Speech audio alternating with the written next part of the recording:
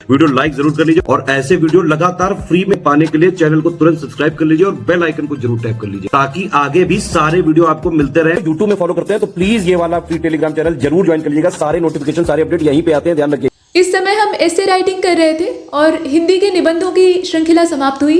कुल मिलाकर 9 हमने दिए टॉपिक, और हमने नहीं दिए बल्कि आयोग ने दिए। हमने उस पर निबंध लिखे और आपको परोसे, ठीक है, मॉडल निबंध वीडियो के माध्यम से।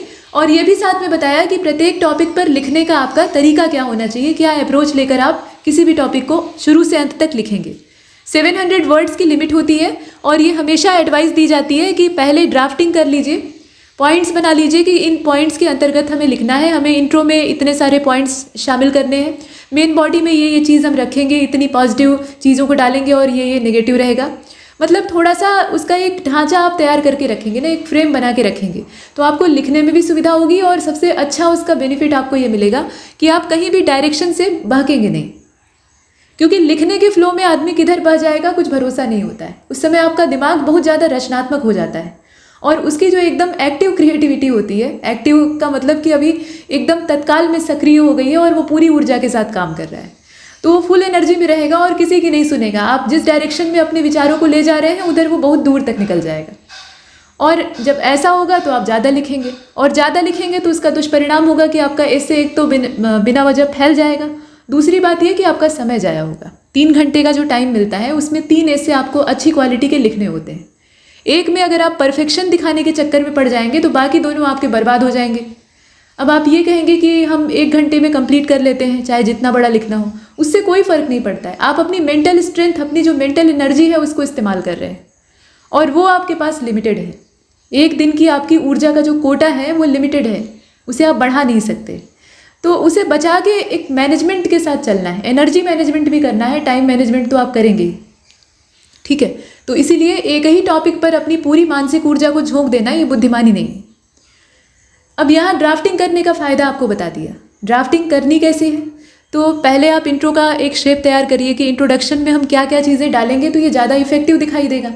क्योंकि 2 चीज़ें ही परीक्षक ठीक से पढ़ता है। एग्जामिनर को पूरी कॉपियों का गट्ठर चेक करना रहता है और कॉपी के रूप में उसे पैसा दिखाई देता है, उसे पे किया जाता है, जो बदले में पेमेंट मिलता है वो उसे दिखता है कि अच्छा इतनी कॉपियाँ मैंने निपटाई। ये सिर्फ बोर्ड परीक्षाओं में ही नहीं होता है, आयोग में भी होता है। तो इतनी कॉपियाँ मैंने निपटाई तो इतना मुझे उसका बेनिफिट मिलेगा, इतना जो पैसा है वो हमें पे किया जाएगा।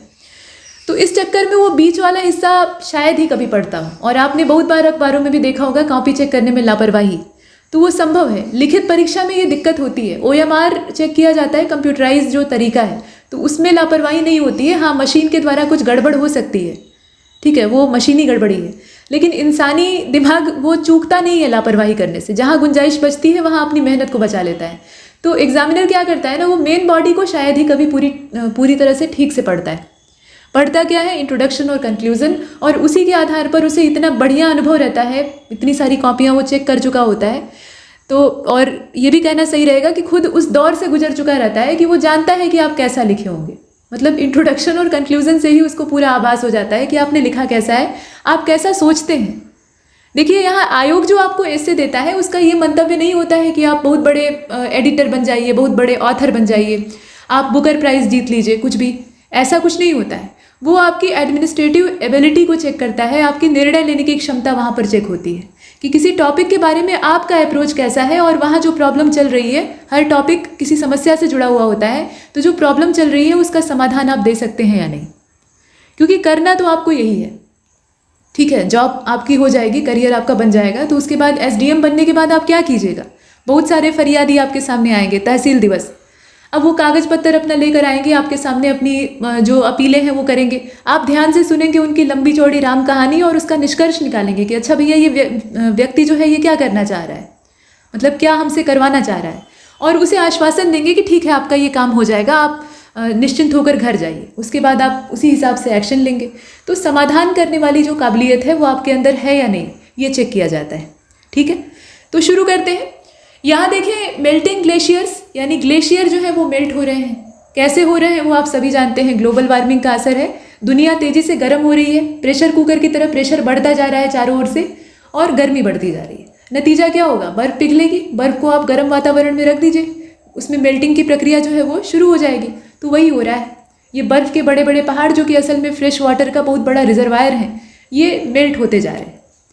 और पानी मतलब कोई भी आइस जब मेल्ट होती है तो उससे क्या बनता है, पानी बनता है, वाटर रिलीज़ होता है और वो नदियों के रूप में हमें दिखाई देता है। जितनी भी नदियाँ हैं वो ग्लेशियरों से ही पनपी हुई हैं, आप जानते हैं।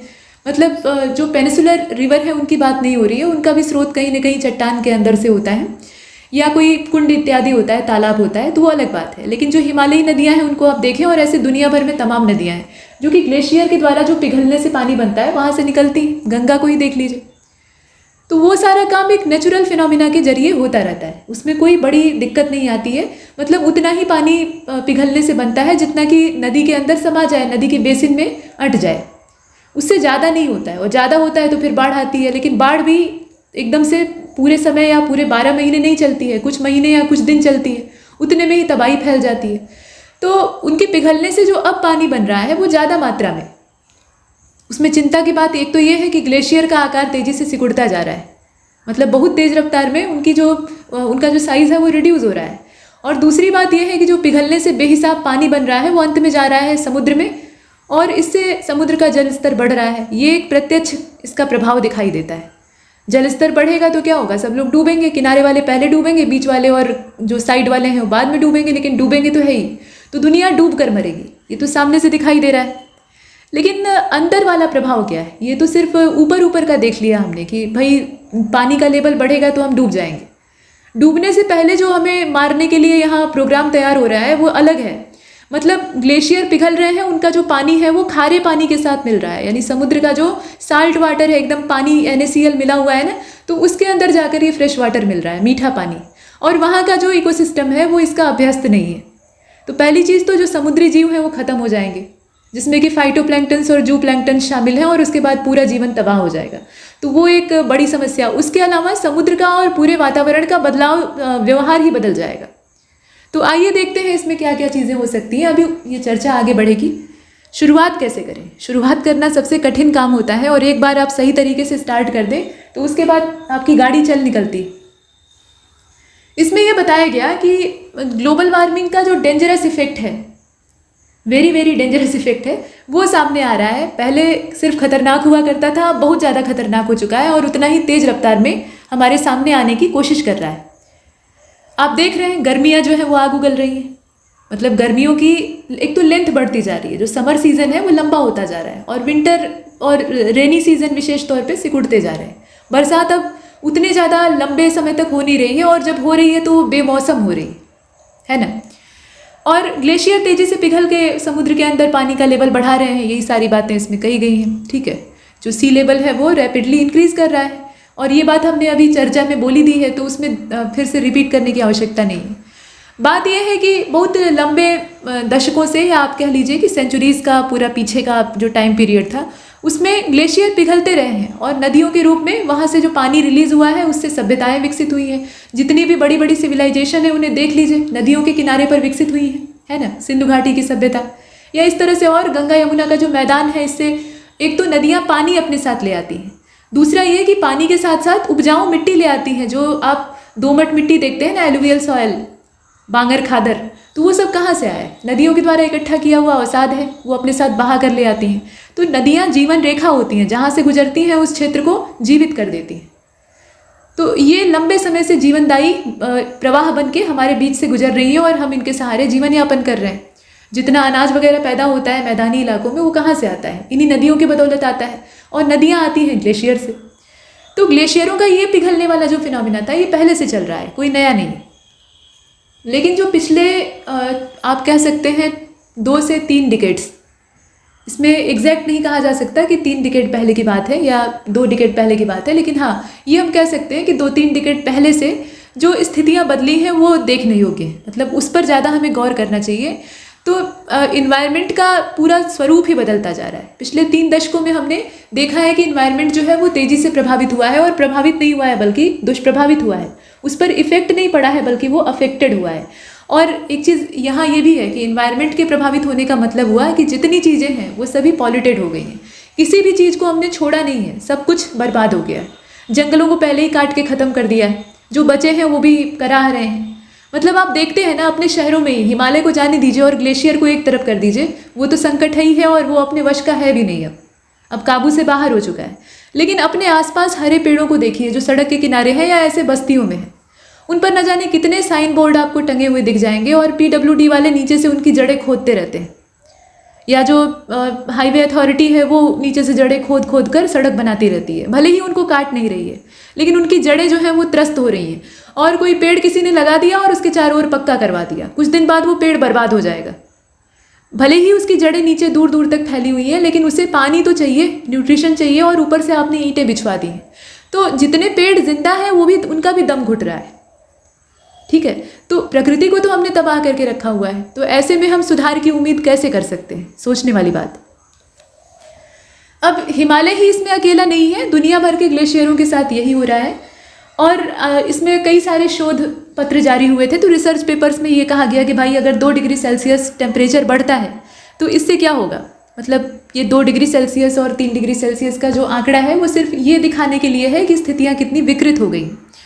तो अगर 2 डिग्री सेल्सियस टेम्परेचर इंक्रीज़ करता है तो जो पूरा गेटवे ऑफ इंडिया है वो सब मर्ज कर जाएगा, डूब जाएगा, और मतलब उसके चारों ओर पानी घिर आएगा। और अगर 4 डिग्री सेल्सियस बढ़ गया तब क्या होगा? तो उस कंडीशन में मुंबई पूरी जो है वो अरब सागर में चली जाएगी। और मुंबई ही क्यों, पूरा सालसेट द्वीप जो है जिस पर मुंबई बसी है और आसपास के इलाके और साथ में किनारे के जितने हैं सब डूब जाएंगे। सिर्फ उतना ही नहीं, मुंबई हमारी आर्थिक राजधानी है तो इसलिए हमें ज़्यादा याद आती है, लेकिन बाकियों के साथ भी वही होगा। तो ये शुरुआत होगी, सिर्फ 2 से 4 डिग्री सेल्सियस बढ़ने पर ये तबाही का मंजर हम देखेंगे। आगे क्या होगा वो सोचने पर आप समझ सकते हैं, रोंगटे खड़े हो जाएं। और लगातार नेचर जो है, मतलब अपनी नेचर या आप कह लीजिए कि अपना इन्वायरमेंट, वो तेज़ी से बदल रहा है।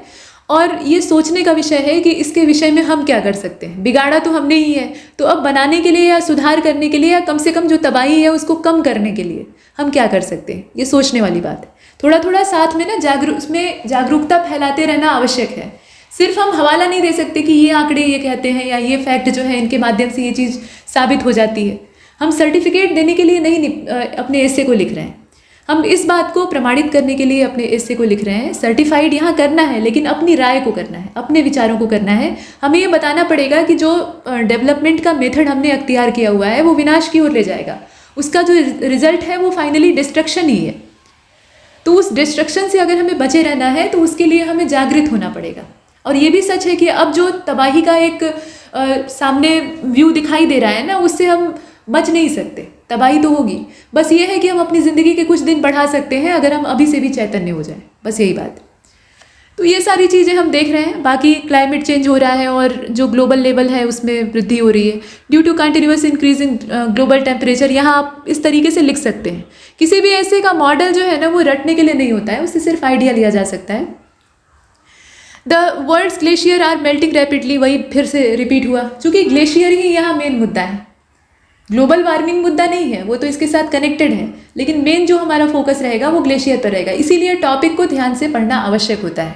तो इंट्रो में आपने शुरुआत में लिखा कि भाई ग्लेशियर जो है वो मेल्ट कर रहे हैं, और उसी में स्टार्ट में आपको लिखने का, थोड़ा सा हम पीछे जा रहे हैं, देखिएगा यहाँ पर एकदम स्टार्टिंग में आपके पास एक दूसरा तरीका था। यहीं पर कोई ऐसी रिपोर्ट आप चस्पा कर दें, कोई ऐसी रिपोर्ट यहाँ सबमिट कर दें जिसमें कि अभी की स्थिति, जो अभी तात्कालिक स्थिति है ग्लोबल वार्मिंग की और टेम्परेचर बढ़ रहा है, या इमिशन गैप रिपोर्ट या ऐसा कुछ भी, मतलब कोई भरोसेमंद ऑर्गेनाइजेशन है, संस्था है, उसका डाटा आप यहाँ पे चिपका दें तो और अच्छा प्रभाव देखने के लिए मिलेगा। और अगर वो भी नहीं मिल रहा है, आपको आंकड़ों से चिढ़ हो रही है, तो कोई बात नहीं, ऐसा सबके साथ होता है। तो ऐसी कंडीशन में कोई हाल की न्यूज़, ऐसी कोई रिपोर्ट यहाँ लगा दीजिए जिसमें कि डाटा भले ना हो, कोई आंकड़ा या कोई ऐसे न्यूमेरिकल डाटा भले ना हो, लेकिन कोई ठोस बात कही गई हो। किसी बड़े वैज्ञानिक ने अभी कोई चिंता जाहिर की हो, कोई रिपोर्ट देते हुए कि ऐसी घटनाएं देखी गई हैं आर्कटिक में या अंटार्कटिक में, और ग्लेशियरों का बदलाव तेज़ी से, मतलब ग्लेशियरों का जो व्यवहार है वो तेज़ी से बदल रहा है, तो वहाँ से आप अपनी बात को शुरू कर सकते हैं। नहीं तो एक और अच्छा तरीका है, यहीं पर आप किसी हॉलीवुड मूवी का सीन लगा दीजिए। हॉलीवुड वालों की जो फैंटेसी है, उनकी जो इमेजिनेशन है वो नेक्स्ट लेवल की होती है, प्रो लेवल की होती है कहना चाहिए। वहाँ से सभी प्रेरणा लेते हैं। तो सार्थक फिल्में कुछ बनती हैं हॉलीवुड में, और ज़्यादा बनती हैं, कम से कम अपने देश की तुलना में तो ज़्यादा अच्छी फिल्में बनती हैं। इसको स्वीकार करने में तनिक भी संकोच नहीं होना चाहिए। ये नहीं है कि बकवास मूवियाँ वहाँ नहीं बनती हैं, बनती हैं, वहाँ भी बनती हैं, क्योंकि मनोरंजन कई प्रकार का होता है। लेकिन बहुत सारी अच्छी फिल्में बनती हैं, जैसे सर्वाइवल वाली जितनी फिल्में आप देखते हैं या डिजास्टर वाली जितनी मूवी देखते हैं, उसमें कुछ न कुछ अंत में सीख छिपी होती है। ये अलग बात है कि फिल्मी दुनिया है भाई, नाटकीयता उसमें ज़्यादा होती है। लेकिन एक मूवी आई थी, ये लगभग मेरे ख्याल से 2004 के आसपास की बात है, अमेरिकन मूवी थी, मतलब हॉलीवुड की, द डे आफ्टर टुमारो। उसमें यही दिखाया गया था, ग्लेशियर पर ही टिकी हुई पूरी मूवी थी। ग्लेशियर तेज़ी से मेल्ट हो रहे हैं। शुरुआत में दिखाया गया था कि अंटार्कटिक क्षेत्र में रिसर्च करता हुआ एक पूरा ट्रूप था, दल था, और वहाँ बर्फ़ की जो परतें हैं वो टूटनी शुरू होती हैं, बीच में दरार आ जाती है। तो फिर वहाँ से फिर एक समिट का सीन दिखाया जाता है जिसमें कि चर्चा हो रही होती है। उसके बाद फिर बारिश, बवंडर और बर्फबारी शुरू हो जाती है, और उसके बाद वहाँ आप देखते हैं कि तेज़ बारिश के बाद सर्दी का मौसम और तेज़ी से बर्फ़ जमने लगती है। अंत में दुनिया की आधी से अधिक आबादी जो है वो जमकर मारी जाती है, और बाकी जो है वो जो बंद कमरों में रहते हैं वो बच जाते हैं। मतलब कहने का तात्पर्य है कि पूरा हिमयुग की वहाँ शुरुआत हो जाती है, आइस एज स्टार्ट हो जाता है। सिर्फ जो ओशियन था, समुद्र था, उसके टेम्परेचर में बदलाव की वजह से उसमें ताज़ा पानी इतनी बड़ी तादाद में मिल गया कि उसका बिहेवियर ही चेंज हो गया। तो वो तो अभी भी हो रहा है। अभी हम इतनी सारी चीज़ों का हवाला देकर पीछे से यहाँ रिवर्स हो गए, सामने से यहाँ रिवर्स हो गए, माफ़ कीजिएगा, कि मतलब जो सी लेवल है वो इंक्रीज़ कर रहा है और किनारे वाले जो कोस्टल एरिया हैं या कोस्टल सिटीज़ हैं वो डूब जाएंगे। तो वो तो प्रत्यक्ष था। और समुद्र के व्यवहार में कितना बड़ा परिवर्तन आएगा और कितनी तेज़ी से टेम्परेचर डिक्रीज़ करेगा। और अभी हाल का एक सर्वे BBC का और उसके साथ कोई कोलैब करने वाला ऑर्गेनाइजेशन था, जिसने कि ये बताया कि भाई संभव है कि 2025 तक गल्फ स्ट्रीम ही गायब हो जाए। अब आप समझ रहे हैं, अटलांटिक ओशियन में पूरे टेम्परेचर को बैलेंस करने का काम गल्फ स्ट्रीम करती है, और अगर वही विलुप्त हो गई, मतलब ये संभावना जाहिर की गई है, ऐसा कोई कंफर्मेशन नहीं दिया गया है, लेकिन अगर ऐसा हुआ तो फिर लेब्राडोर और उधर से आने वाली जितनी भी कोल्ड स्ट्रीम है, मतलब ठंडी जल धाराएं हैं जो कि ध्रुवों की ठंडक लेकर आती हैं, वो पूरे समुद्र को पहले जमाएंगी और समुद्र के आसपास वाले जितने हैं सबको फ्रीज कर देंगी। तो यूरोप और इस तरह के और जो सटे हुए इलाके हैं वहाँ एकदम से आइस एज शुरू हो जाएगा। तो वो जो the day after tomorrow movie है वो यहाँ सार्थक हो जाएगी। अब दिक्कत ये है ना कि ऐसी कंडीशन में प्रकृति सारी चीज़ें तय करती है। फिल्म में तो ये होता है कि हम ये देख लेते हैं कि शुरुआत में सारी तबाही आती है, सारा डिजास्टर होता है, लेकिन लास्ट में हीरो और उसकी फैमिली बच जाती है। फैमिली कहीं फंसी हुई होती है और पापा जो है वो बचाने जाते हैं, फिर सब कुछ ठीक हो जाता है, हेलीकॉप्टर वगैरह आ जाता है, एकदम टाइम से आता है थोड़ा भी देर नहीं होती। लेकिन रियलिटी उससे अलग होती है। रील और रियलिटी में फ़र्क होता है, ये कहावत बहुत यहाँ सार्थक होती है। जब प्रकृति क्लाइमेक्स तय करेगी ना तो उसमें सब कुछ नष्ट होगा, पहले सब तबाह होगा और उसके बाद नए सिरे से बनेगा।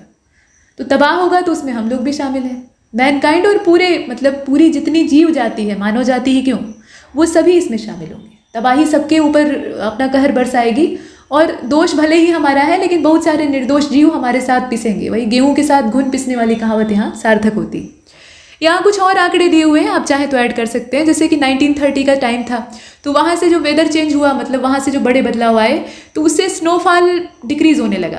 पहले क्या होता था, पहाड़ों पर जो ग्लेशियर मेल्ट करते थे तो स्नोफॉल होता था, उसके बाद नई बर्फ़ की चादर वहाँ इकट्ठी हो जाती थी। तो जितना उन्होंने गलाया, अपने आप को पिघलाया, पानी बनाया, उतना ही उनके ऊपर इकट्ठा हो गया। तो उनका साइज़ बनता रहता था, मतलब कम से कम मेंटेन रहता था, बल्कि बढ़ता ही जाता था। 1930 से पहले वो स्टेबल भी नहीं रहता था, बल्कि इंक्रीज़ करता था। जब बर्फबारी होती थी तो उनका साइज़ बढ़ जाता था। लेकिन बाद में क्या हुआ, 1930 के आसपास उनका साइज़ अब बढ़ना बंद हो गया, मतलब उसमें जो वृद्धि थी वो वहीं पर रुक गई और वो स्थिर हो गया। और उसके बाद फिर पिघलने लगा और ज़्यादा, तो उसके बाद डिक्रीज, मतलब उसमें कमी आनी शुरू हो गई, डिक्रीज़ करने लगा। तो ये सारी चीज़ें, अभी गंगोत्री ग्लेशियर का यहाँ एक रिकॉर्ड दिया हुआ है कि 5 से लेकर 20 मीटर वो हर साल खिसकता जा रहा है। मतलब आप समझ रहे हैं, इतनी चौड़ी जो लेंथ है ये कम नहीं होती है। इतना अगर वो हर साल पिघल रहा है, कम हो रहा है, तो वो कितने दिन तक चलेगा, सोचने वाली बात है। और गंगोत्री पर ही आधारित है आपकी गंगा, है ना। और ऐसे तमाम ग्लेशियरों का यही हाल है, सिर्फ गंगा का ही नहीं। 5 other major glacier of Uttarakhand. अब उत्तराखंड में जितने भी हैं उसमें बड़े वालों की चर्चा हो रही है, जैसे सतोपंथ है आपका, मिलाम है, या फिर नीति है, नंदा देवी है, चोराबारी है। ये सब भी उसी रफ्तार में, जैसे गंगोत्री का भी यहाँ रेशियो देखा है ना, उसी रफ्तार में लगभग कमोबेश पिघल रहे हैं। इनमें भी वैसे ही कमी आ रही और बन पा नहीं रहे हैं। ऊपर से एक सबसे बड़ी झंझट है फॉरेस्ट फायर। जंगल में जब आग लगती है तो उसका दुष्प्रभाव सिर्फ पेड़ों पर नहीं पड़ता है, बल्कि उसका जो प्रभाव है वो बर्फ़ के ऊपर भी पड़ेगा। मतलब आग क्या है, वो एक एनर्जी है और इसमें गर्मी होती है। तो ये जो फॉरेस्ट फायर है, ये एक तो ग्लेशियरों को वैसे ही पिघलाती है, दूसरी धुएं की एक काली परत, कार्बन जो लेयर के रूप में चारों ओर इनके इकट्ठा हो जाता है, वो बर्फ की नई लेयर को ऊपर टिकने ही नहीं देता है। बर्फ के ऊपर एक कोट जैसी बन जाती है काले रंग की, मतलब पतली कोट, और उसके बाद उसके ऊपर से अगर बर्फबारी हो रही है, स्नोफॉल हो रहा है, तो वो टिकेगा नहीं उस पर, मतलब ग्लेशियर बन ही नहीं पाएंगे और पिघल रहे हैं तेज रफ्तार में। तो ये भी एक समस्या है। और हिमालयी क्षेत्रों में आप देखेंगे कि पिछले कुछ वर्षों में ये घटना, मतलब जंगल में आग लगने वाली घटनाएं तेज हो गई। यहाँ कुछ और डाटा, जैसे कि 9,975 ग्लेशियर ये टोटल हैं जो कि हिमालय में पाए जाते हैं, मतलब इंडियन हिमालय में पाए जाते हैं, और उसमें से 900 ग्लेशियर जो है वो अकेले उत्तराखंड हिमालय में है। ये एक डाटा है, रफ डाटा है, एग्जैक्ट आंकड़ा नहीं है। More than 150 reverse flow from it during the many years. अब यहाँ पे इंग्लिश ईयर लिख दिया है, वो गड़बड़ है, मतलब थोड़ा सा यहाँ ग्रामेटिकल दिक्कत दिखाई देती है, सेंटेंस सही नहीं बना है। Which are providing life to 40% of country's population. जैसा कि पीछे कहा कि नदियाँ जिस क्षेत्र से गुजरती हैं उस क्षेत्र को पूरा उर्वर बना देती हैं, फर्टाइल बना देती हैं, वहाँ सब कुछ आसान हो जाता है, ज़िंदगी के लिए जितनी पॉसिबिलिटीज़ हैं वो वहाँ पे उपलब्ध हो जाती हैं। तो ऐसी स्थिति में मनुष्य वहीं बसना चाहता है। ज़्यादा जो घनी आबादी होती है वो मैदानी इलाकों में, नदियों के मुहानों पर या नदियों के किनारों पर होती है। तो उसके पीछे रीज़न बताया गया, और साथ में ये ग्लेशियरों को उसके साथ कनेक्ट कर दिया गया कि भाई इतने सारे ग्लेशियर जो है ये 40% अपने देश की आबादी को खिलाते पिलाते हैं, पोषण देते हैं। कल्पना करिए, ईश्वर न करे, अगर गंगोत्री ग्लेशियर ख़त्म हो गया और गंगा सूख गई, अगर ऐसा हुआ, तो अपने पुराणों में और अपने जो महाकाव्य हैं, धर्म ग्रंथ हैं हिंदू धर्म में, उसमें ये कहा गया है कि गंगा जब यहाँ से विलुप्त हो जाएंगी भारत से, भारतवर्ष की भूमि से, तो वो कलयुग का एकदम चरम बिंदु होगा, और उस समय फिर कल की अवतार होगा और प्रलय आएगी, और प्रलय में वही बचेगा जो बेहतर होगा। तो ये एक पौराणिक कल्पना, भले ही वो कल की अवतार का वहाँ पे लक्षण दिखाया गया हो, लेकिन आप इसे साइंटिफिकली देखिए, नेचर का भी यही तरीका है, डिस्ट्रक्शन। कल की अवतार क्या करेगा? दुष्टों का विनाश करेगा। अब यहाँ दुष्ट कौन है? तो मानव जाति पूरी ही है। मनुष्य जो है वो स्वभाव से स्वार्थी है। अपना स्वार्थ जब तक न आए एकदम सिर पर, तब तक वो कोई भी काम दूसरों के लिए नहीं करता है, प्रकृति के लिए तक नहीं करता है। तो ऐसी स्थिति में आप समझें कि कुछ बचेगा नहीं। और गंगा के विलुप्त होने का मतलब है कि बाकी जितनी ऐसी नदियां हैं उन सबका भी दायरा सिमटते सिमटते वो भी गायब हो जाएंगे, और उसके बाद ये पूरा क्षेत्र रेगिस्तान बन जाएगा, यहाँ कुछ नहीं बचेगा। तो ये बड़ी समस्या वाली बात है, और इस पर आधारित रहने वाली पॉपुलेशन भी खत्म हो जाएगी, उसमें भी कोई डाउट नहीं। The incident of forest fire, अब यहाँ वही फॉरेस्ट फायर का जो जिक्र है वही किया गया है, कैसे मतलब वो ग्लेशियर को नुकसान पहुँचाती है, उसकी वजह से जो हीट क्रिएट होती है, वहाँ एनर्जी, हीट एनर्जी जो है वो प्रोड्यूस होती है, तो उसकी वजह से ग्लेशियर वैसे भी मेल्ट करते हैं, और कार्बन की एक पूरी जो थिन लेयर है वो ग्लेशियर्स के ऊपर जमा हो जाती है, जिससे कि स्नोफॉल होता है तो उसके ऊपर कलेक्ट नहीं हो पाता। तो ये बड़ी समस्या की जड़ होती है, मतलब ग्लेशियर नए सिरे से बन नहीं पाते। तो अब रास्ता क्या है? ये सब तो हमने देख लिया। ग्लेशियर जो है वो पिघल रहे हैं, ग्रीन हाउस गैसों का अमाउंट बढ़ता जा रहा है, हम जितनी भी फिजिकल अपनी चीज़ें इकट्ठी कर रहे हैं, या जितनी भी फैसिलिटीज़ हम इकट्ठी कर रहे हैं, एयर कंडीशन सबको चाहिए, या घूमने के लिए गाड़ी सबको चाहिए, रहने के लिए बढ़िया आलीशान मकान सबको चाहिए, पेड़ कटवा देंगे, ट्रैफिक कम करने के लिए हाईवे सबको चाहिए, तो हम तो प्रकृति को तबाह करते जा रहे हैं। कचरा बहाने के लिए नदियाँ चाहिए ही चाहिए, समुद्र चाहिए ही चाहिए, है ना? तो ये सारी समस्याएं जो हैं ये एक जगह इकट्ठा हो गई हैं। हमने बहुत समय से प्रकृति को सताया है, और अब हिसाब देने का नंबर आ गया है। तो प्रकृति जब हिसाब लेने आएगी तो वो बैंक तो लोन, जब आप लोन की किस्त न चुका पाइए तो घर आता है और नीलामी हो जाती है आपके सामानों की, आपके मकान की, मतलब जो भी गिरवी रहता है वो नीलाम कर दिया जाता है, बेइज्जती होती है। लेकिन प्रकृति जब अपना लोन वसूलने के लिए आएगी ना, तो आपको एकदम उलट पलट कर जाएगी, मतलब कुछ बचेगा नहीं। तो इससे बचने का अब कोई रास्ता नहीं है। ये विनाश जो है ना, ये अब चल चुका है और देर सवेर हमारे तक पहुंचेगा। बस ये है कि हम इसकी रफ्तार को थोड़ा सा कम कर सकते हैं, और इसके लिए हम ये कर सकते हैं कि जो यहाँ चूँकि टॉपिक जो है वो ग्लेशियर पर आधारित है, तो आप ये कह सकते हैं कि जो पर्वतीय क्षेत्र हैं, ग्लेशियर वाले एरिया हैं, वहाँ बस्ती बसाने की जो एक पहलें चल रही हैं लगातार, उनको कम करें। पर्यटन उद्योग के चक्कर में ग्लेशियरों और पहाड़ों को तबाह किया जा रहा है, उसको रोकें। और ग्लेशियर वाले जो एरिया है वहाँ ह्यूमन एक्टिविटीज़ को हम जितना सिकोड़ कर रखेंगे उतना ही उन क्षेत्रों के लिए बेहतर होगा, ठीक है। और वहाँ जो पॉल्यूशन तेज़ी से फैल रहा है उसको भी हम कम करने की कोशिश करें। हम जंगलों की आगों पर नियंत्रण रखें ताकि जो ग्लेशियर है वो कार्बन से प्रभावित ना हो। साथ में ग्रीन हाउस गैसों का इमिशन हम घटाने का प्रयास करें। इस तरह के जो तमाम प्रयास हैं उनको आप अंत में जोड़ सकते हैं। तो ये आपका टॉपिक था। इसमें लिखने के लिए तो अनंत आकाश है, लिखने के लिए बहुत कुछ है, लेकिन आप अपनी कल्पना का इस्तेमाल करिएगा यहाँ कॉपी करने की किसी भी चीज़ को आवश्यकता नहीं है, और ये इससे थोड़ा सा लंबा भी हो गया था, इतना लंबा नहीं होना चाहिए था। फिलहाल एक्सप्लेनेशन आपको करनी है, आइडिया यहाँ से आप ले सकते हैं। तब तक के लिए नमस्कार।